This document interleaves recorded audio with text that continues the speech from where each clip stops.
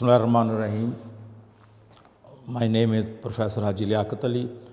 ये हमने exercise 6.2 last time शुरू की थी और ये आज हम इसको आगे कंटिन्यू कर रहे हैं। 6.2 जो है इसकी बैकग्राउंड, इसका फार्मूला हमने प्रूव किया था और इस एक्सरसाइज में अब ये फार्मूले का यूज़ करेंगे। पहला क्वेश्चन है फाइंड द फर्स्ट 4 टर्म्स। तीसरा पार्ट, इसकी हमने फर्स्ट 4 टर्म मालूम करनी है। A3A7 is equal to 7A4 और A10 इज इक्वल टू 33। ये हमें डाटा दिया हुआ है। A10 का मतलब ये है कि A1 plus 9D is equal to 33। इसको हमने इक्वेशन नंबर 1 समझ लिया। 3A7 is equal to 7A4। A7 mean A1 plus 6D, A4 mean A1 plus 3D। 3 से मल्टीप्लाई किया। 3A1 plus 18D equal to 7A1 plus 21D। Arrange किया 7A1 plus 21D, साइडें change की। 3A1 plus 18D इधर बड़ी टर्में हैं, इनको उधर जाकर माइनस कर दिया। 7A1 plus 21D minus 3A1 minus 18D is equal to 0। Simplify किया 7A1 minus 3A1 4A1 21D minus 18D 3D। इसको इक्वेशन 2 का नाम दिया। इक्वेशन 1 को मैंने A1 के कोफिशिएंट सेम करने के लिए 4 से मल्टीप्लाई कर दिया। 4A1 36D is equal to 132। दोनों को माइनस कर रहे हैं। माइनस करने से A1 कैंसिल होगा। 3D minus 36D minus 33D minus 132। Minus से माइनस कैंसिल भी हो जाएगा और 33 से 132 को कैंसिल करेंगे, 4 आएगा। D की वैल्यू 4 आ गई। इसको हमने इक्वेशन 2 में पुट कर दिया। 4A1 प्लस 3D की वैल्यू 4 थी, 12 हुई, माइनस 12 हो गया और A1 की वैल्यू माइनस 3 आ गई। A1 की वैल्यू जब माइनस 3 आ गई और D भी हमारे पास मौजूद है, अब हम जितनी टर्में चाहे मालूम कर सकते हैं। कोई भी टर्म जब आपने मालूम करनी हो उसमें तरीकाकार ये है कि हमने पहले A1 और D जब मालूम हो जाए, दूसरी तीसरी कोई सी भी रिक्वायर्ड टर्म फाइंड करनी हो हम फाइंड कर सकते हैं। A2 A1 plus D, A1 की वैल्यू माइनस 3, D की वैल्यू 4 है, minus 3 plus 4 is 1। A3 1 less करेंगे 2 बनेगा, 2 को D से मल्टीप्लाई करेंगे, A1 सबके साथ आएगा। A1 plus 2D is equal minus 3 plus 2 into 4 8 हो गया, minus 3 plus 8 5। A4 A1 plus 3D, A1 की वैल्यू माइनस 3 है और D की वैल्यू हमने लगाई यहाँ पर 4 4 3 12 हो गया, माइनस 3 प्लस 12 9 हो गया। 4 टर्में रिक्वायर्ड थी जो कि हमने फाइंड की। पहली माइनस 3, फिर 1, फिर 5 और 4। और आप सब बच्चे देख सकते हैं यहाँ पर कि D हमने 4 फाइंड किया था। माइनस 3 में 4 ऐड करें 1, 1 में 4 ऐड करें 5, 5 में 4 ऐड करें 9। That is why this is called arithmetic sequence. ऐसा सीक्वेंस जिसमें कॉमन डिफरेंस सेम रहे और कोई भी टर्म हो उसके बाद वाली हासिल करनी हो, कोई टर्म उसमें कॉमन डिफरेंस ऐड कर दें, उससे पहले वाली टर्म मालूम करनी हो उसमें कॉमन डिफरेंस हम माइनस कर देते हैं। क्वेश्चन नंबर 2, आसान सा क्वेश्चन, शॉर्ट क्वेश्चन, पेपर में अक्सर आ जाता है। an minus 3 is equal to n minus 5। हमने an टर्म मालूम करनी है तो ये माइनस 3 को यहाँ से रिमूव करना चाहते हैं। Put n is equal to n plus 3। इस n की जगह भी n प्लस 3 और इस n की जगह भी n प्लस 3। प्लस 3 से माइनस 3 कैंसिल होगा, an बनेगी और इधर भी हमने n की जगह n प्लस 3 लगा दिया। यहाँ पर 2 से मल्टीप्लाई हुआ, 2n प्लस 6 माइनस 5, 2n आ गया, plus 6 minus 5 1। So this is required term an is equal to 2n plus 1।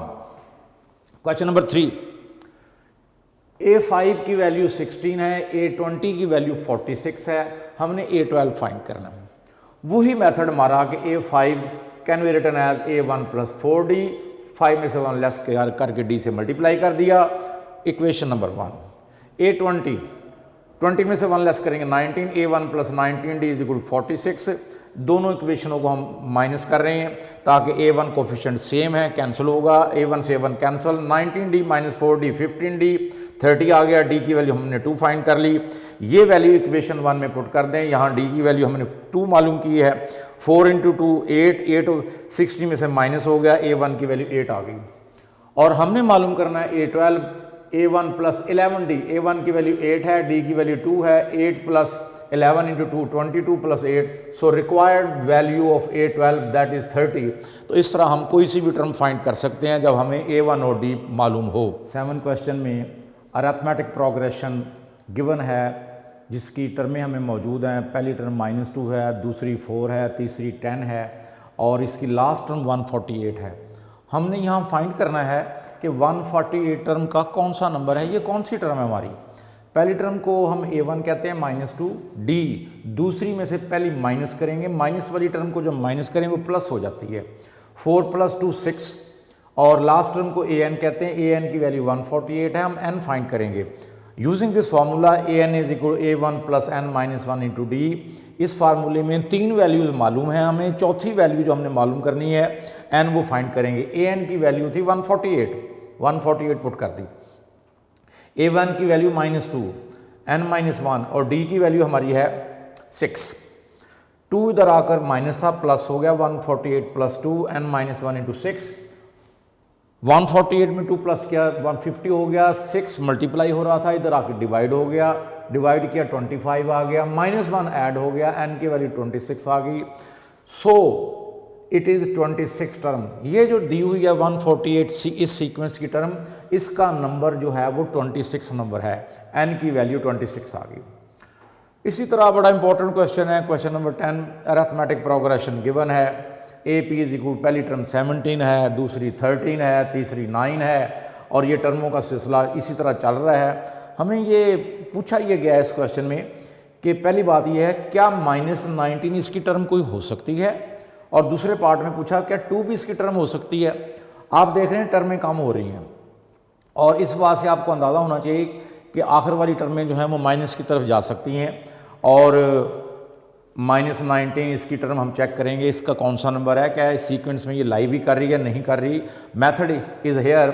पहली टर्म A1 17, दूसरी टर्म जो है उसको 13 है। 13 में से 17 माइनस करेंगे, D की वैल्यू -4 आ गई। जब D की वैल्यू -4 आ रही, टर्में कम होने की तरफ जा रही हैं और वो नेगेटिव तरफ जाएंगी। AN = -19, N फाइंड करेंगे, फार्मूला यूज़ कर दिया। AN = A1 + N - 1 × D। -19 AN की जगह, A1 की जगह 17 और D की जगह -4। 17 इधर आकर माइनस हुआ, -19 - 17 N - 1 × -4, ये -36 हो गया। -4 से डिवाइड कर देंगे, -36 / -4, माइनस से माइनस कैंसिल हो गया, 4 से कैंसिल किया 9, -1 इधर आके प्लस हो गया। N = 10।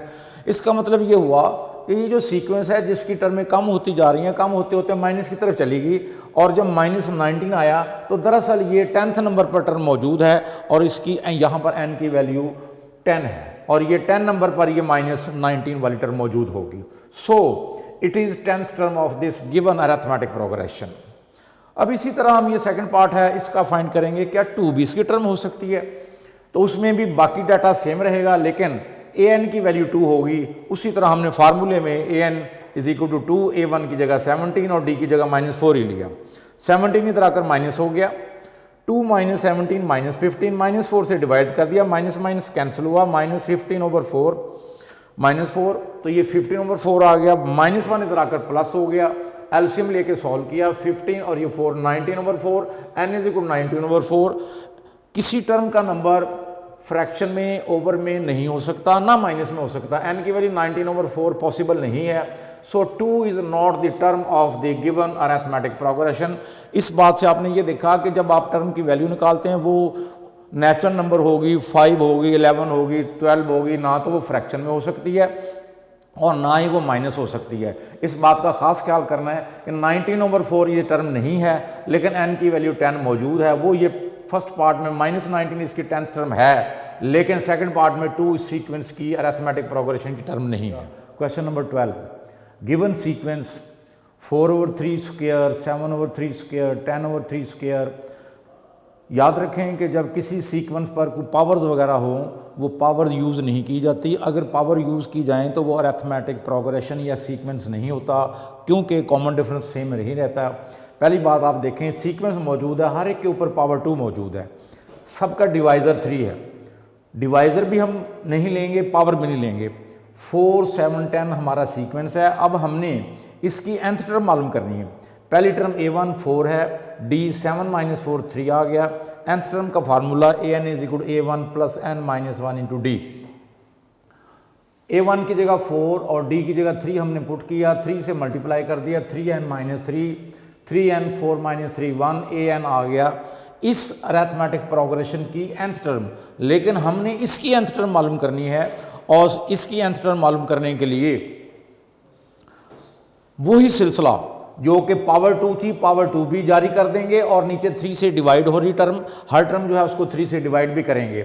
3n प्लस 1 की पावर 2 नीचे 3 भी लगा लिया। इसी सीक्वेंस में इसी तरतीब से अगर चलते जाएंगे आखिर में जो उसकी nth टर्म होगी 3n प्लस 1 ओवर 3 पावर 2 और इसी सीक्वेंस में ऊपर पावर 2 भी थी वो भी हमने लगा दी और 3 से डिवाइड हो रही थी 3 डिवाइड भी हो गया।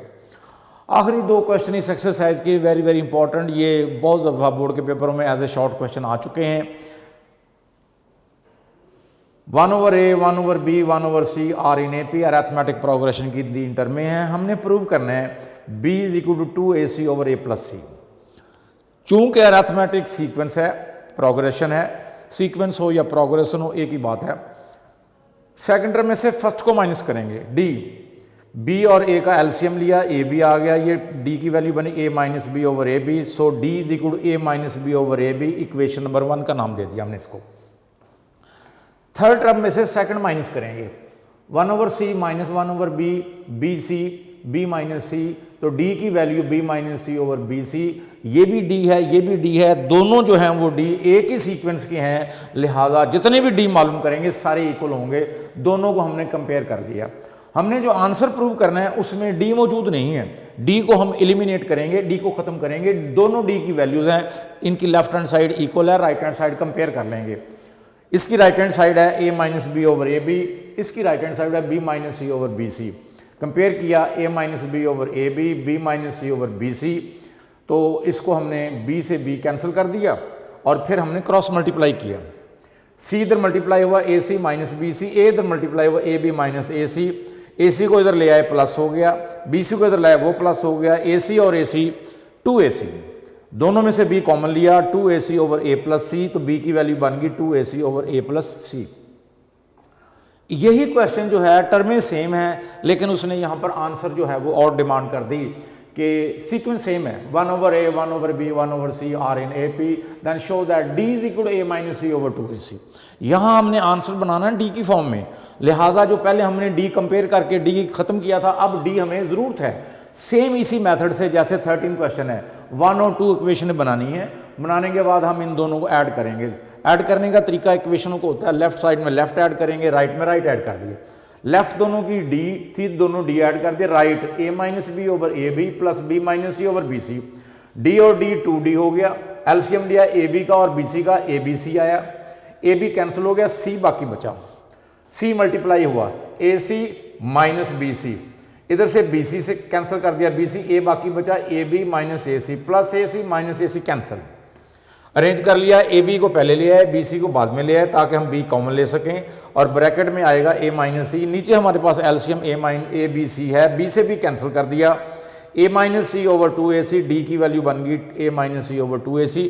क्वेश्चन की टर्में तीनों सेम थी लेकिन हमने उसमें 13 क्वेश्चन में आंसर था बी के इक्वल प्रूव करना था 2ac ओवर ए प्लस सी। 14 क्वेश्चन में सेम टर्मों से हमने डी प्रूव करना था ए माइनस सी ओवर 2ac। इक्वेशनें दोनों 1 और 2 हमने सेम बनाई लेकिन वहाँ हमने डी को एलिमिनेट किया और यहाँ हमने डी की ज़रूरत थी, दोनों को ऐड कर लिया, लिहाजा D is equal A minus C over 2ac।